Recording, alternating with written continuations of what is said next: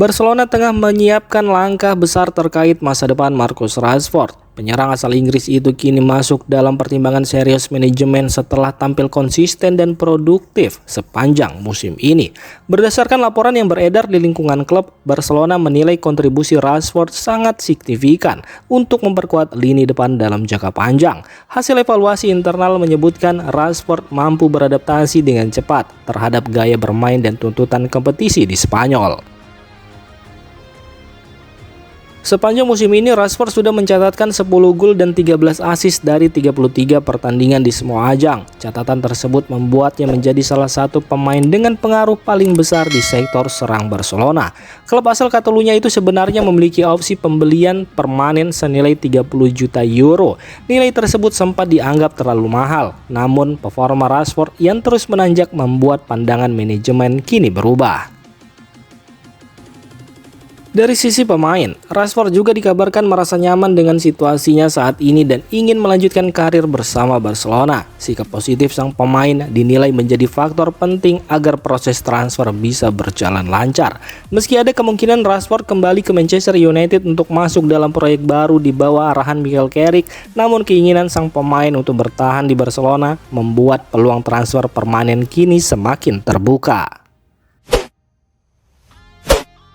Barcelona mulai serius mencari tambahan tenaga di lini belakang. Klub asal Catalunya itu dikabarkan mengincar bek andalan Tottenham Hotspur Christian Romero sebagai target utama pada bursa transfer musim panas mendatang.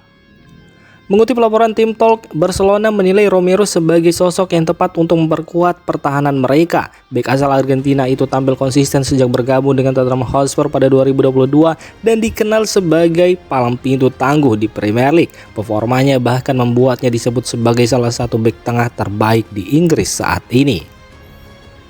Di usia 27 tahun, Romero juga dinilai berada di masa emas karirnya. Faktor usia dan pengalaman di level tertinggi Eropa membuat Barcelona melihat peluang besar untuk merekrutnya.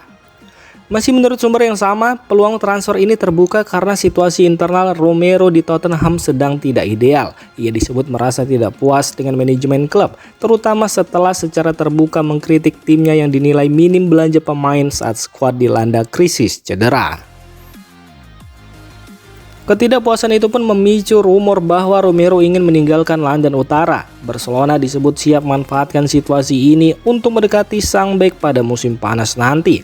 Namun, langkah Barcelona tidak akan mudah, sebab Tottenham Hotspur dikabarkan hanya mau melepas Romero dengan harga tinggi, yakni sekitar 80 juta pound sterling. Manchester City kembali membuktikan diri sebagai penguasai Carabao Cup. The Citizen resmi melangkah ke final Carabao Cup musim 2025-2026, mempertegas status mereka sebagai tim paling dominan di ajang League Cup dalam satu dekade terakhir. Kelolosan ini membuat Manchester City sudah 6 kali tampil di final Carabao Cup dalam 10 tahun terakhir. Sebelumnya mereka menembus partai puncak pada 2016, 2018, 2019, 2020, dan 2021. Lebih impresif lagi, semua final tersebut selalu berakhir dengan trofi juara di tangan Manchester City. Berdasarkan catatan kompetisi, Manchester City sudah menaklukkan deretan tim besar Inggris di partai final, mulai dari Liverpool, Arsenal, Chelsea, Aston Villa, hingga Tottenham Hotspur. Rekor sempurna itu membuat City dijuluki sebagai pawang Carabao Cup. Pada final musim 2025-2026 nanti, Manchester City kembali menghadapi lawan berat. Mereka akan berhadapan dengan Arsenal yang memastikan tiket final setelah menyingkirkan Chelsea di babak sebelumnya. Dengan rekam jejak yang luar biasa, peluang Manchester City untuk kembali menambah koleksi gelar Carabao Cup pun terbuka lebar. Kini publik tinggal menunggu apakah dominasi mereka akan berlanjut atau justru dihentikan Arsenal di partai puncak. Kylian Mbappe kembali menjadi sorotan tajam sejak membela Real Madrid. Kali ini bintang asal Prancis itu dikritik karena dianggap malas berlari dan minim kontribusi bertahan dibanding rekan-rekannya. Statistik jarak tempuh Mbappe disebut jauh lebih rendah dari pemain lain, sehingga memicu komentar pedas soal etos kerjanya di lapangan. Namun, pembelaan tegas datang langsung dari pelatih timnas Prancis, Didier Deschamps. Dalam pernyataannya, Deschamps menilai kritik tersebut tidak tepat sasaran. Ia menegaskan Mbappe memiliki gaya bermain khas yang tidak bisa dipaksakan. Menurutnya berharap Mbappe berlari hingga 11 km setiap laga adalah hal yang sia-sia. Secara terbuka, Deschamps mengakui bahwa Mbappe memang bukan tipe pemain yang menjelajah seluruh lapangan. Ia menilai sang striker tidak bisa disamakan dengan pemain pekerja keras di lini tengah. Mbappe punya caranya sendiri untuk memberi dampak besar bagi timnya. Di sisi lain, kritik soal jarak lari dinilai ironis jika melihat kontribusi Mbappe musim ini, sebab Mbappe tampil luar biasa dan menjadi pemain kunci di lini depan Real Madrid.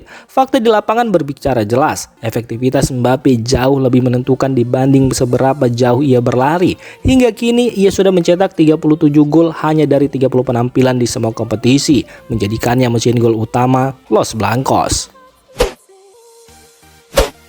Fakta baru terungkap dari bursa transfer musim dingin 2026.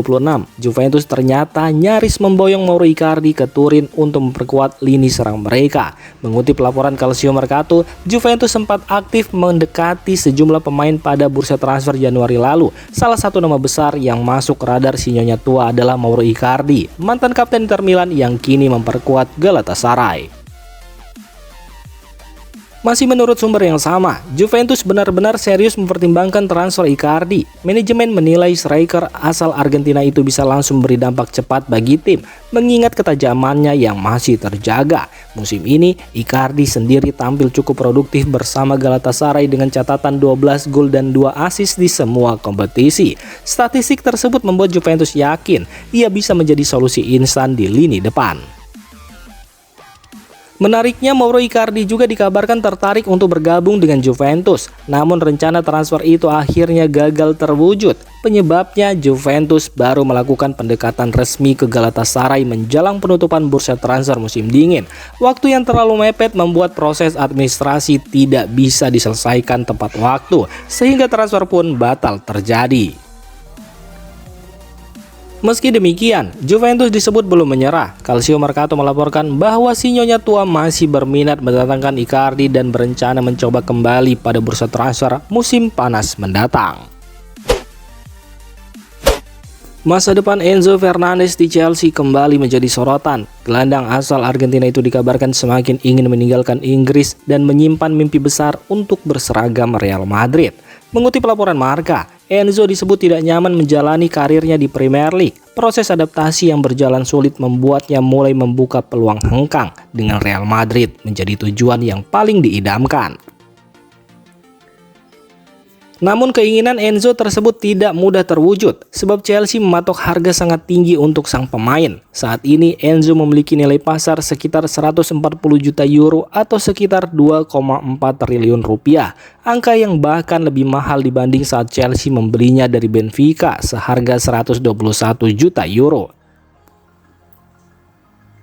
Situasi ini pun membuat Real Madrid harus berpikir ekstra keras. Los Blancos perlu menyusun strategi matang di bursa transfer mendatang, terutama karena kebijakan finansial klub cukup ketat. Harga tinggi yang diminta Chelsea pun menjadi tantangan besar bagi Real Madrid, meski minat dan mimpi Enzo Fernandez untuk pindah ke Santiago Bernabeu semakin menguat. Nama Zakaria Tikami perlahan naik ke permukaan. Bek muda asal Swiss itu kini mulai menunjukkan potensinya sebagai aset penting AC Milan setelah sebelumnya nyaris tak mendapat sorotan. Direkrut pada bursa transfer musim panas lalu, Tikami datang ke Milan dengan status minim pengalaman. Ia bahkan belum pernah bermain di luar Swiss. Meski begitu, rekam jejaknya tidak bisa dipandang remeh. Ia sudah 8 kali tampil di Liga Champions bersama Young Boys, membela timnas Swiss U21 dan sempat dipanggil ke tim senior pada Oktober lalu. Musim pertamanya di Milan dijalani dengan fokus adaptasi. Tikami lebih banyak belajar memahami ritme dan tuntutan sepak bola Italia. Namun kondisi skuad Milan yang terbatas membuka peluang dan Massimiliano Allegri mulai memberinya kepercayaan. Momen penting datang saat Milan menghadapi Bolonya. Absennya Alexis Saelemaekers sempat memunculkan kekhawatiran, bahkan opsi memainkan Ruben Loftus-Cheek di sisi kanan sempat dipertimbangkan. Namun Allegri memilih Atekame dan keputusan itu terbukti tepat. Tampil di Stadion Della Ara, Atekame bermain disiplin dan penuh percaya diri. Ia memenangi duel-duel krusial, termasuk saat berhadapan dengan Jonathan Rowe, dan menjaga performanya tetap stabil sepanjang laga. Penampilannya pun mendapat nilai 6,5. Hingga kini Atekame memang masih termasuk pemain dengan menit bermain terendah di skuad Milan di Serie A dengan total 265 menit. Ia baru 2 kali menjadi starter. Debut starter pertamanya terjadi saat melawan Fiorentina di Giornata ke-7. Namun kala itu ia ditarik keluar sebelum 1 jam pertandingan dan laga tersebut sempat dianggap sebagai momen negatif. Namun hanya 5 hari berselang, Atekame membalasnya di San Siro. Ia mencetak gol penyeimbang di menit akhir melawan Pisa lewat tembakan jarak jauh, sebuah titik balik penting dalam perjalanannya. Sejak saat itu pemain berusia 21 tahun ini menunjukkan perkembangan signifikan. Pemahaman taktik, pergerakan tanpa bola, penjagaan area, hingga kualitas umpan silang terus membaik meski belum semuanya berujung gol. Allegri menilai adaptasi di Serie A bukan hal mudah, terutama bagi pemain yang datang dari luar Italia. Namun progres Atekame dinilai positif. Meski peluang menjadi starter reguler musim ini masih terbatas, satu hal kini jelas, AC Milan punya opsi baru. Zakari Atekame siap dipanggil kapanpun dibutuhkan.